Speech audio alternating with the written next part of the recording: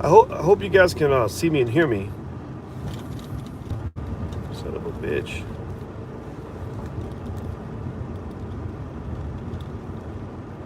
You know what, guys? I don't know if you guys can see me and hear me. I don't know if you guys can see me and hear me. Let me know. Give me a yes or no if you can see me and hear me. I keep going in and out a little bit. I don't know what's going on with the Wi-Fi. Sometimes in the car it goes the way it's supposed to go. Sometimes it doesn't. Okay, I see it. One yes. Give me some more yeses and or some thumbs up or something. Let me know you can see me and hear me, because I was having some Wi-Fi issues a second ago. All right, so let's see. What's up, Nug and Deb? And okay, I see some yeses popping in. So anyway, so I'm headed out to Houston today to do some business, and I'm looking forward to the trip. I love going to Houston, and you are clear and sound. Awesome. Thank you very much for that. Yeah, so that's why I'm up so early. If you're watching live, if you're not watching live, then I don't. It may not seem like I'm up early, but I am. Believe me, I am. Anyway, shout out the city that you're from. Let me know what city you're coming from. I bet some of you are from overseas, because I tend to get people from other countries when I go live at awkward times. Like 4 a.m. is kind of an awkward time. I see Brooklyn, New York. What's going on? Detroit, Milwaukee. What's happening? All right, so yeah, so here we go. So here's what it hit the thumbs up button. If you haven't hit the thumbs up button, please hit the thumbs up button. And by the way, guys, I'm not going to talk much about there was a crazy interview Vicky Dilla did with Umar Johnson yesterday, and in the tradition of me saying to you guys at the beginning of the year, I ain't fighting with no Negroes in 2019. I might consider debating with you if I feel like it's worth my time. But if I don't feel like it's going to go anywhere, I won't even debate with you. I'll just agree to disagree. In fact, that's what I tell Alicia. When Alicia and I get into a disagreement, I'm like, you know what, baby, I love you. I think you're the most beautiful woman in the world. And I'm just not going to argue with you. We're going to agree to disagree because there is room in the world for more than one opinion. And I think once we understand that, I think that we can find a lot more peace in our lives and a lot more peace in the world. By just saying, like, look, okay, tomato, tomato. You see the world one way, I see the world a different way, or we don't agree on this issue. Let's find some things we do agree on. Let's find some common ground. So I'm big on looking for common ground with people, as opposed to looking for like reasons to be mad at somebody or whatever. Like I'm not gonna sit around and be mad at you. So anyway, guys. Anyway, so there was this thing that happened out in I think it was in California. There's a teacher who basically got hit with a suspension because he chose to dress up as the rapper Common, and he chose to put on blackface to do it. And so I guess I don't know if this is a Halloween stunt or what, but this teacher decides that it was a good idea to dress as a black dude and put black. I don't know if he put tar on his face. I don't know what the hell you put on your face, like charcoal makeup or something. But anyway, he put this black stuff on his face and makes himself black, and then he goes and he raps and pretends to be the rapper Common. And so of course the school district immediately reacted and went crazy and like, oh my God, how did this happen? You're suspended. They suspended the guy and all this other stuff. And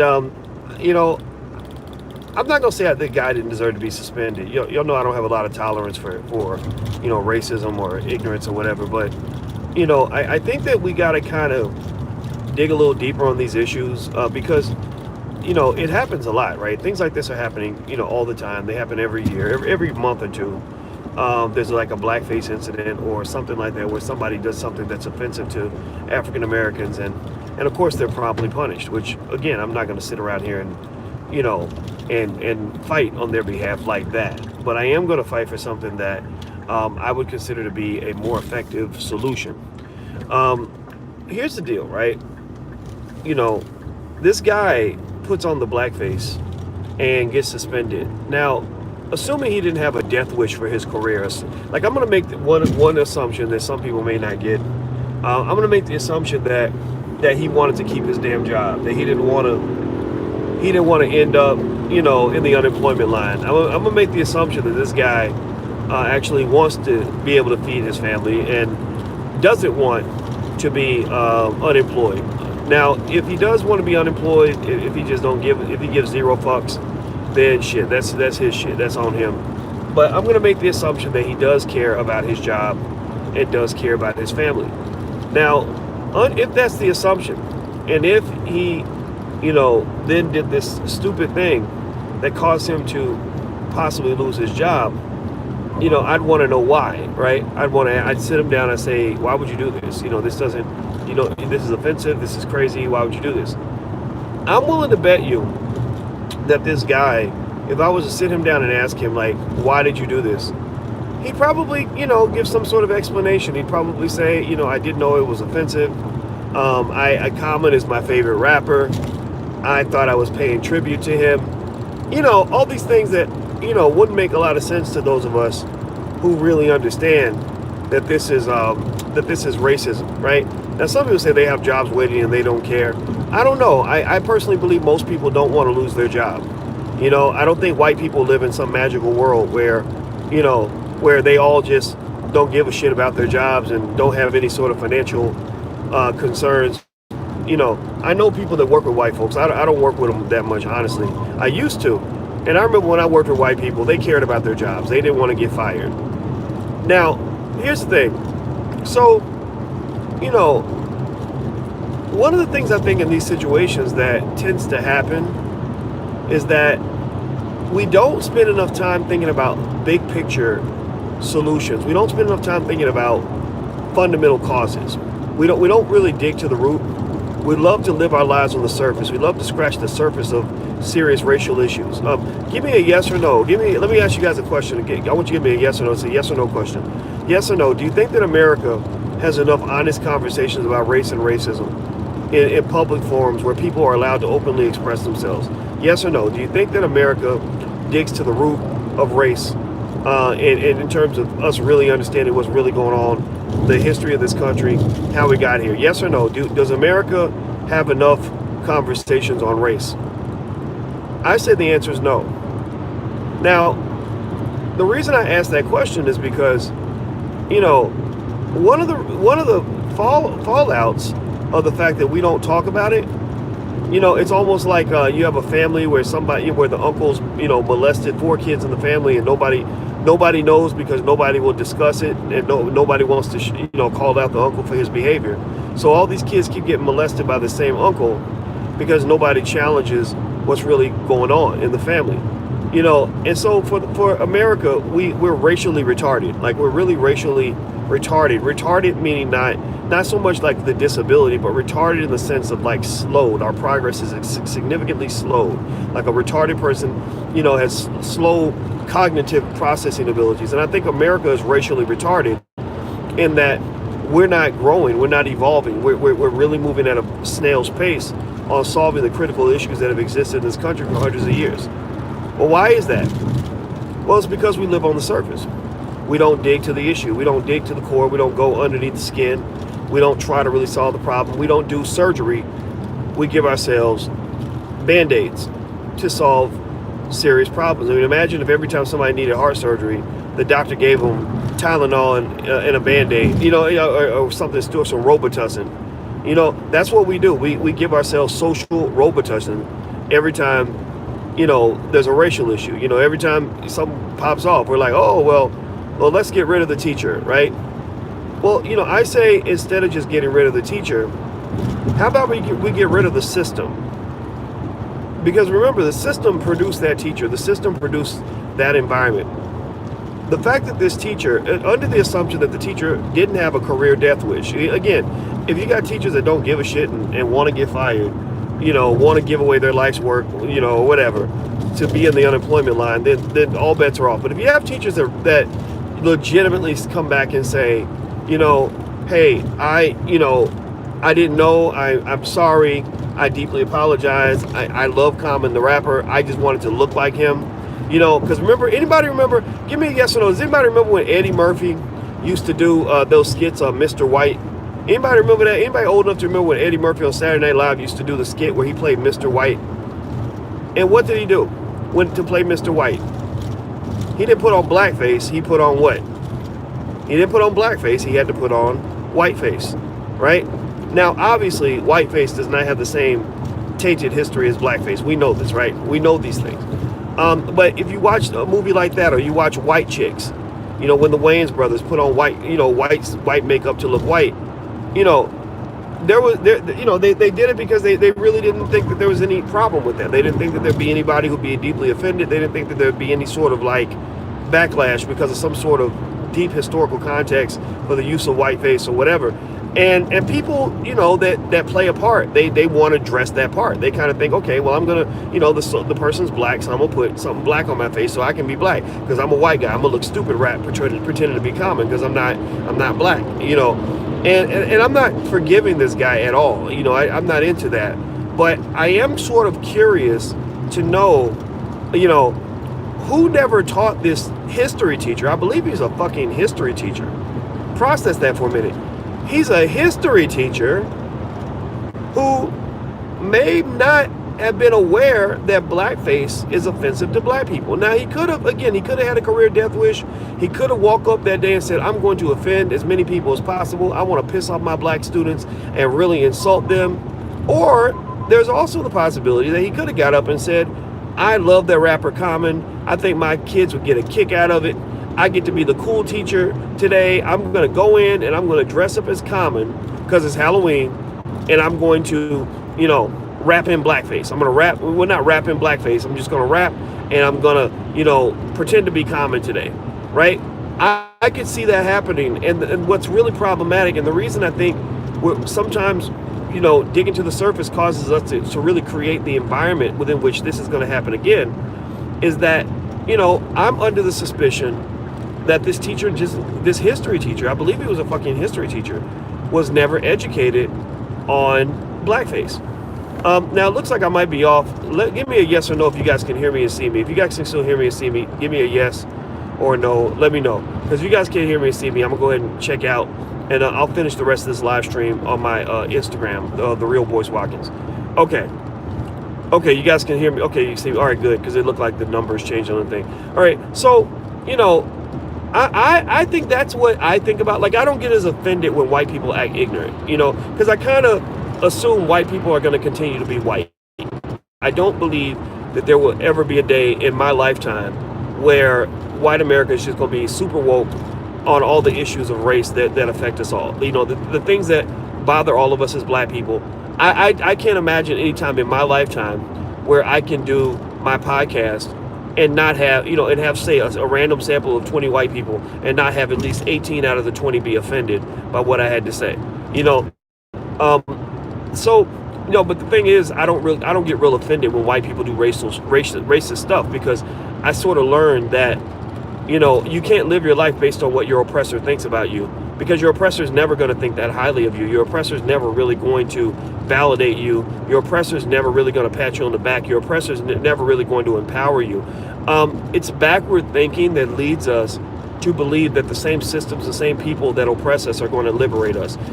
People who believe that, you know, America is a country that, you know, can become so good and so wonderful that suddenly they're going to help the masses of 40 million black people become equivalent or better off than whites. You're out of your motherfucking mind. It ain't happening. It ain't happening. You know, it's like playing a basketball game, and you really, it's like the Lakers really thinking that the LA Clippers are going to come over and hand them the championship. It ain't going to happen. If the Lakers win a title, they're going to have to take it. They're going to have to win that thing, right? So, you know, but then again, that line of thinking is consistent with how we're raised. That line of thinking is consistent with what we're taught. Even if you watch the Harriet Tubman movie, that's what Harriet Tubman's character did. They reduced Harriet Tubman to a begging black liberal who basically wants to find the good in the heart of a slave master. Like, literally at the end of this, you know, movie, I was so stunned that she sat there with this man who has, you know, sold her relatives, raped her relatives, probably raped her, killed people right in front of her that she loved, done all these terrible things. And she just gives him a feel-good speech. She literally gives him a speech about why it's wrong to enslave people. And they give the impression that this guy is so overwhelmed by Harriet Tubman's speech, the fake Harriet Tubman. This ain't no real Harriet Tubman. You know, she wasn't really I almost feel like it's an insult to say that this was Harriet Tubman. This wasn't Harriet Tubman. This was Shaniqua Tubman. I don't know. So with Shaniqua Tubman, the fake Harriet Tubman, gives this speech to this white man at the end of the movie, they literally give the impression that this white guy, like he was changed, he was transformed, like literally 40 something years of wanting to enslave, murder, and rape black people suddenly was out of his system because she gave him a feel-good speech. And I think that for black people, that's what you believe. You believe that if you give enough feel-good speeches, if you hold marches and rallies and pray to Jesus and go to church and invite people over for potato salad, that's going to change the fabric of racial interaction in this country. And I don't believe it's going to happen. I just don't believe. I mean, it's crazy. It's almost sick. It's almost a mental illness to even think that it would work. But anyway, with that being said, when I sort of think about this whole situation with this teacher wearing blackface, I don't indict the teacher so much as I indict the system. I'm trying to figure out, from both white and black people, what is it about your system that leads you to produce history teachers that don't even know that blackface could be offensive? What is it that in your system that led you to think that a trained history teacher would have no idea that blackface was offensive to black people? Like, how does that happen? Also, I ask black people, what makes you believe that you can send your children every day to a school where the teachers are so unqualified that some of them don't even know that blackface is offensive, and you think that makes sense? Why would you allow inferiorly educated people to educate your kids and not expect your children to be inferiorly educated? See, it's kind of like yesterday, when I talked to Vicky Dillard after she had that crazy interview with Umar Johnson. I wasn't even hating on Umar. I really was. I'm not going to hate on somebody for being who they are. But I said, one of the things we have to think about is, this man been around for years, and you kind of have to know what you're going to get. Like, what it is. You know what I mean? Like, what it is. It ain't even a matter of being mad at that other person. It's a matter of understanding the environment and what you're walking into, right? And I think Vicky got that. Vicky's super smart and super amazing, and she's a wonderful person, and so I said, I kind of feel like, I was a little bit concerned because I don't get so mad. I don't really get so mad at people for being who they are anymore. I don't get mad at, for Umar for being himself. I don't get mad at white folks for being white. White folks gonna stay white. That's what they do. That's what they're good at. They're masters at it, right? And what I do get upset about is when we don't shift the variables that are within our control. You see, the bottom line is you got to take your kids out of those damn schools. You do. I mean, you can't think that it's logical to keep sending your children to these schools. It doesn't mean that, you have to take them out tomorrow, but there are great independent black schools out here. I figured out that the steadfast solution for the educational problems in America are not, some of this nonsense that's fed to us by the liberals and the Democratic Party. This whole idea like, if we keep on supporting teachers unions and voting for Democratic candidates, that it's going to give us better schools in our neighborhoods. When you do that, when you take a solution like that, what you're doing is you're disempowering yourself. You're basically saying, Massa, I'm going to wait for you to get your shit together so that my children can be more properly educated. That doesn't make any sense. Like if your daughter is, recording an album at R. Kelly Studios, like she's in there supposedly making music, but you ain't seen your daughter in 2 weeks because she's in R. Kelly studio doing God knows what.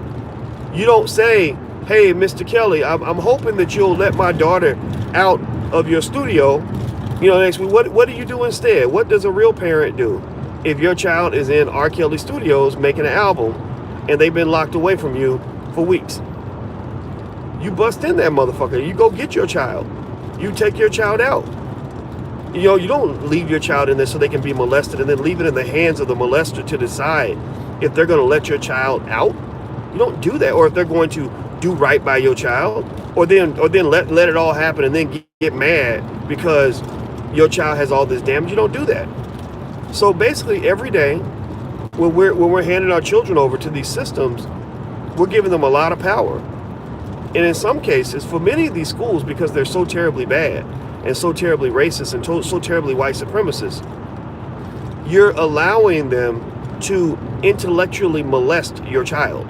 You're allowing them to program your child. You're allowing them to implant a specific paradigm into your child that trains them to be a white supremacist robot. They become a servant of white supremacy because they're sort of given this paradigm of thinking that they carry with them throughout their lives that is ultimately harmful for black people. And think about this. Look at how hard it is for those of us who want to be independent and black. Look at how hard it is, if I go into black neighborhoods and say, let's go buy some real estate, and I got to deal with a bunch of coons who don't even want to learn how to buy a house. Want to get in line at Popeye's Chicken instead of, learning how to actually do something for themselves. It's not everybody. I'm not saying everybody does this, but you got a lot of people out there like that. You got a lot of people who can't get the discipline to get up and do what's best for their community, but they can easily get the discipline to get up and get a Popeye's chicken sandwich. That's easy for them. They don't have the discipline to take their children, into spaces that will allow them to be better educated, but they do have the discipline to show up to a Beyonce concert, right? Or to go to the club. So, or, don't have the discipline to save and invest, but they do have the discipline to buy, new sneakers every time they come out, or new iPhone every time they come out. So ultimately, all of this is the product of how you were educated. Your education isn't just what happens when you go to school. Your education is actually more about what happens when you're not in school than it is when you're in school. You're being educated all the time when you're young. You're being educated at school. You're being educated by media, the radio. You're being educated by the TV set. You're being educated by every system that you interact with. When you go to college, you're being educated in a system that was designed with white supremacist, liberal social engineering ideology. Universities are not just places that you go to learn. They're places that you go to for a specific kind of learning. Like I remember reading something where there was a person who said something really interesting in their essay. It's very subtle. Most people wouldn't really understand.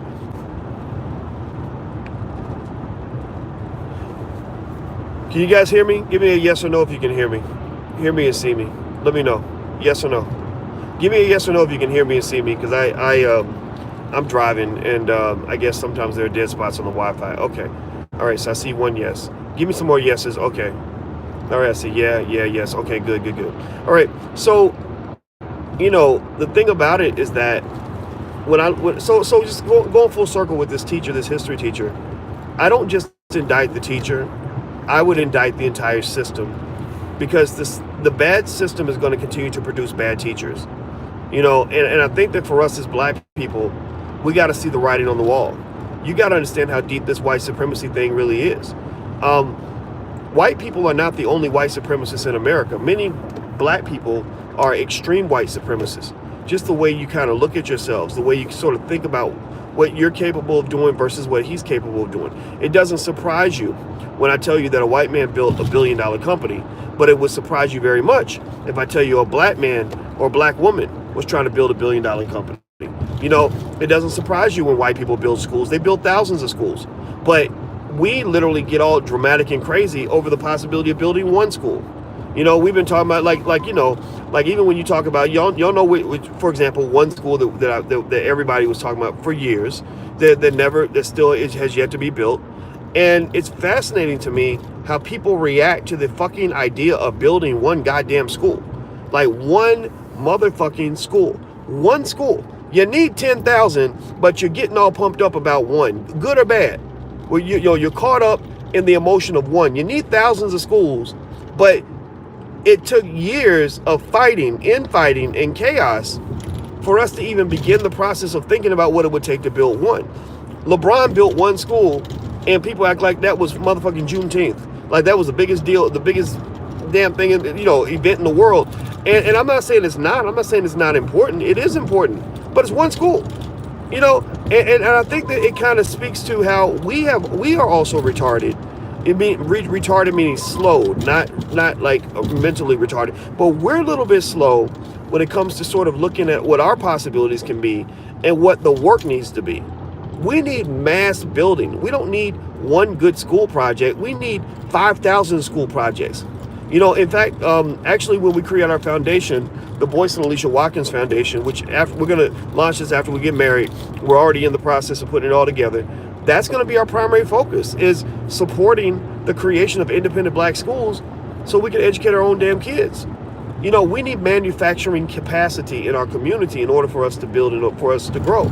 But, because we sort of are into this white supremacy thing, because our educational systems are so bad and so just so devastatingly and sinisterly unproductive for us, we really think it's okay for us to sit around and produce nothing.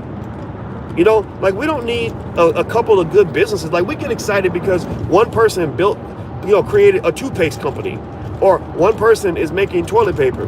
White people have thousands of companies that have tried to make toilet paper. They don't even think about toilet. They don't wake up every day and say, oh my God, Lord Jesus, thank you, Jesus, we have a white toilet paper company now. They don't do that. Like we're still at that stage where we get excited. Like, we want to hold an awards show. Like, we think that's a special event because we have one company producing one product. When we really need 10, we need 100,000 companies producing 100,000 products. Why is it that you are in that state? Why is it that you have to get pumped up and overly invested psychologically in the idea of building one school or one business or making one movie, right? Well, because you don't have people in your community, because you're into this white supremacist thing, and we educate ourselves in a white supremacist context, we don't have people that can produce. Why don't we have producers? Because your white supremacist educational paradigm that you've committed your life to has trained you to be a consumer. You are not trained to drive the fucking car. You're trained to ride in the goddamn trunk. You don't even ride in the front seat. You don't ride in the back seat.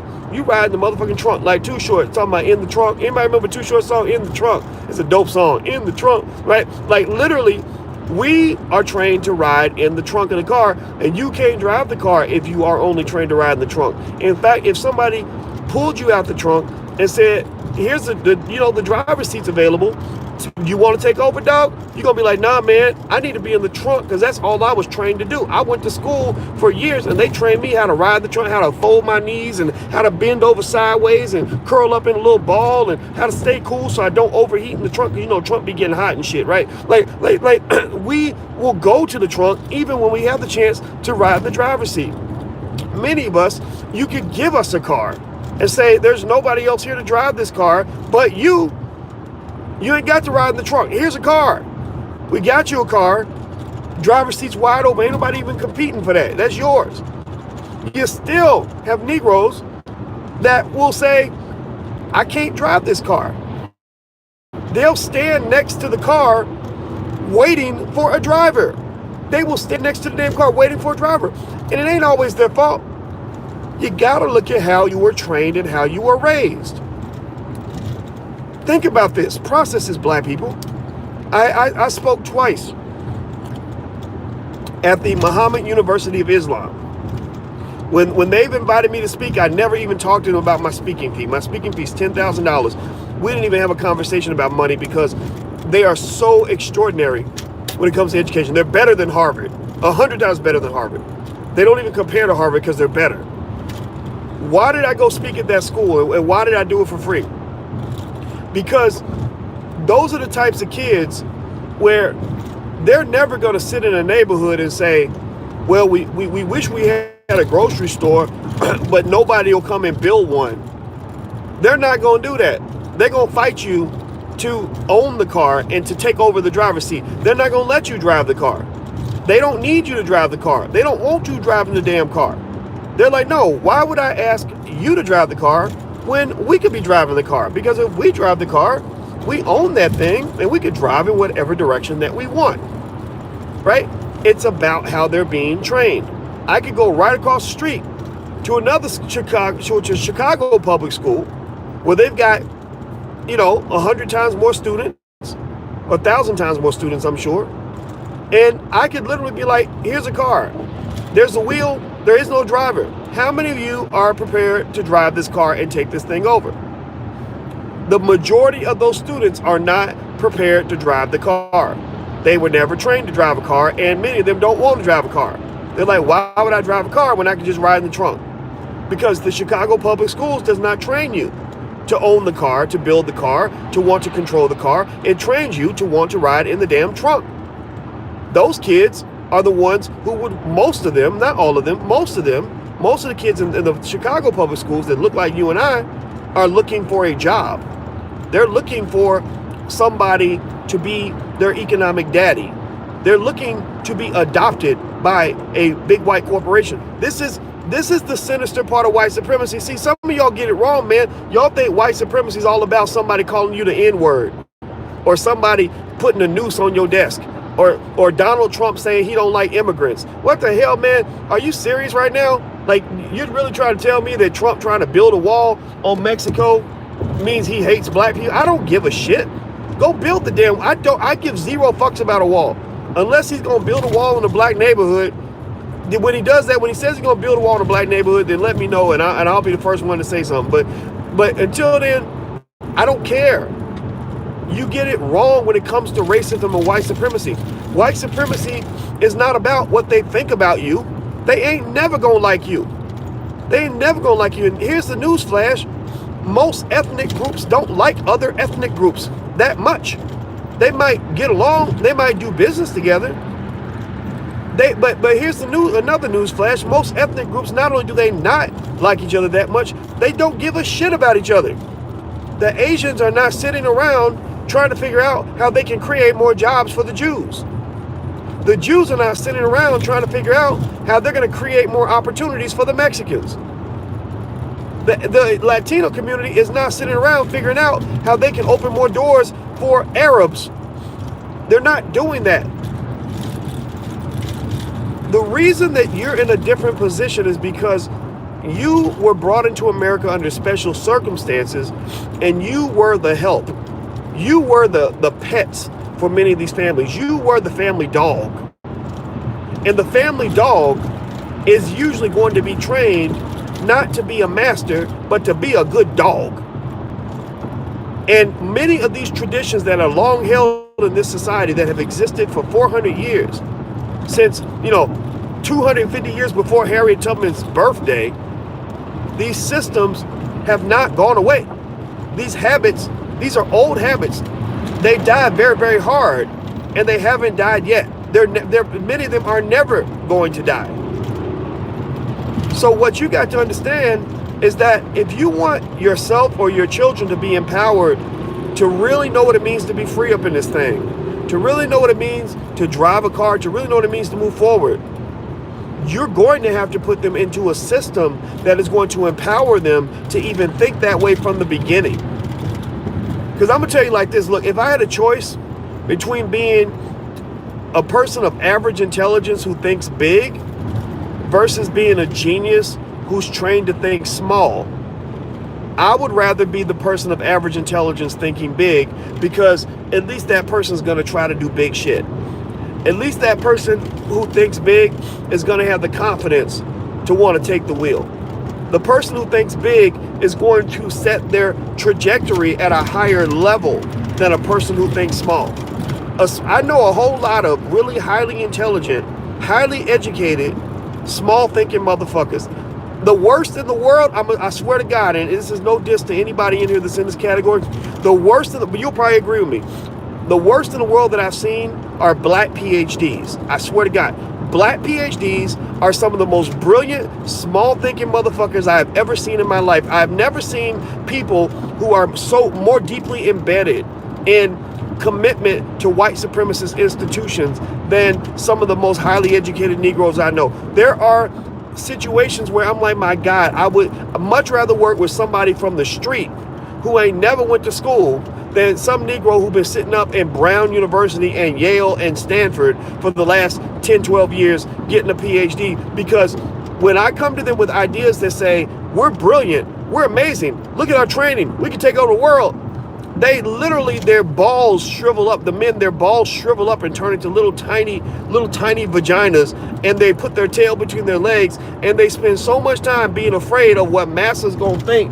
if they stage the revolution, that they never even reach an ounce of their fullest potential.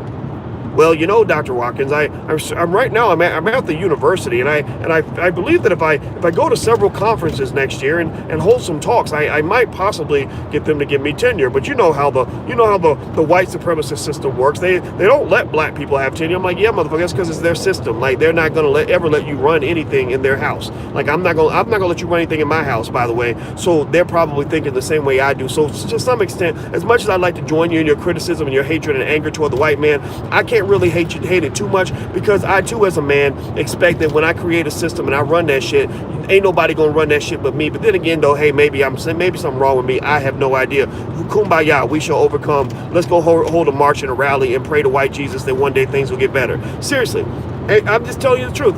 I actually found that when I looked at the groups of people, and this is painting broad brushes, the people that I can work with the easiest, I loved people that were in the conscious community. I love the Hebrew Israelites. I love the Nation of Islam, because there's like a way of thinking that's like, oh, of course we should educate our own. Why would we want white people educating our kids? Malcolm X said that only a fool would let his enemy educate his children. But sometimes you go to that Negro who went to, went to, Stanford or North Dakota State University, and they sitting up there. Think about this now. You got this Negro that got all this education and can't move a muscle financially because you are so buried under debt that literally you are in the middle of financial quicksand. So every time I sit with you and I plot the revolution, and we're talking about the dope, we can bust stupid dope moves like Charlemagne likes to say, like we can bust these dope moves and really go out here and conquer this thing. You are like saying amen, but you can't move an inch because you're locked in to this white supremacy thing. Like, you're married to white supremacy. So you're like, yeah, I'd like to go with you to, I'd like to go out and meet some nice women with you, but I can't because I got this fat, ugly wife who beats me every day and takes all my money. So I can't go anywhere, right? So you're married to white supremacy. You're already in a committed relationship with somebody else's system. You don't know how to be the leader because you're already trained, unfortunately, to be the family dog. And in order for you to even begin to see an ounce of your potential, you're going to have to re-educate yourself from a specific perspective that actually prepares you to be a truly empowered black person. Because what you've been empowered to do, the only thing you've been empowered to do is to not just work for other people and support the systems designed by other people, but you feel your only outlet is to get together with your friends at Applebee's and bitch and complain about how bad white people are treating you every day. Think about this. If you ever want to have a really long, interesting conversation with black people, start the conversation off with words like this. Start off by saying, let me tell you what the white people do to me on my job. Start a conversation like that. Start off by saying, let me tell you about the white people on my job. That shit, you'll be talking all night. Y'all will down 50 drinks and be talking till 2, 3 o'clock in the morning because, ain't nothing gonna set a Negro off or trigger a lot of black people more than saying, let me complain to you about how white people are treating me. Let me tell you what they did to my child at school. They're molesting my child at school intellectually. They're destroying my child's brain. And because I've only been trained to ride in the trunk, and I've never been trained to build a car, own a car, or drive a car, I believe all I can do is sit there and complain about how hot it is in the trunk. But I'm gonna tell you like this, that conversation won't go well. That conversation will go well with a white supremacist Negro. That conversation does not work well when I talk to my friends in the Nation of Islam. Shout out to the Nation. Some of y'all might be in the Nation. When I talk to my friends in the Nation of Islam, that conversation will probably last about 8 seconds. And they'd be like, well, we need to get our kids out of there. They're in danger. We need to take them out, right? Like there's no, it's not like it's some profound idea. Like, well, boss, we could, if we tried it our best, we could probably educate our own children. Eureka! Oh my God, what a revolutionary concept that black people can do the same thing that white people do every fucking day of the week. Like, oh Lord Jesus, what is you talking about, boy? That sounds crazy. That's so radical. That's so revolutionary. Here's a newsflash, black. I'm being silly this morning. Here's a newsflash for y'all. A lot of the shit that I say is not radical. I mean, I have people that come out and they say, God, Dr. Boyce, I appreciate your courage. I love the fact that you stand out there and you say things nobody else will say. And I'm not sitting there trying to say that it doesn't require some sort of, gumption and commitment. It does. But honestly, just being real with y'all, most of what I say to you is common fucking sense. It's common sense. And so actually I'm at the airport, but let's start with, let's make this our term for today. The term for today, boys and girls, to all the black people out here that where I love you so much and you love me, and even if we disagree, even if I said some shit that pissed you off or hurt your feelings, just know I love you, and I really am so appreciative that you guys join me, in some of my analysis, because I know I go into interesting places with it. The term for today is common sense.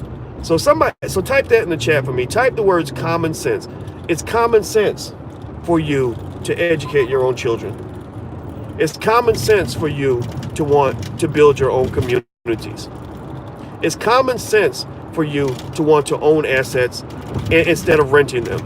It's common sense for you to want to be a producer instead of a consumer.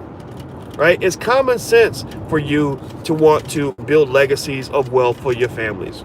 Right? It's common sense for you to take control of your destiny. If somebody puts you in a bad situation, don't you dare get caught up in the stressful cycle of thinking that all you can do is sit around and complain about how somebody else is treating you. You know what? Let me tell y'all another little secret. You know why me and Willie D are friends? Y'all, some people think it's weird. Like Willie D's he's from the Ghetto Boys. I'm from academia, and all that. We have different histories, you know what I mean? Like I was a fan of Willie and the Ghetto Boys back in the 90s, like everybody else. And we just have a lot of respect for each other. But you want to know the number one reason I believe that he and I are friends? I'm going down to Houston to actually support his event. I don't travel that much for my friends, but I'm actually letting Willie be in my wedding. I'm happy he's going to be in the wedding. The reason Willie D and I are friends is because from the first time I talked to him, I remember him saying basic things like, there's nothing you can do to me that I can't do to you. You try to hurt me, I can come and hurt you back. The white man come and try to kick my ass, well, he better watch out because I'm coming to kick his ass. And I said, I like that. I like the idea of black people who understand, like, you got weapons too. But even Spice One, the rapper, said, I'm not gonna let nobody put one in my dome when I'm sitting at home with a whole arsenal of my own.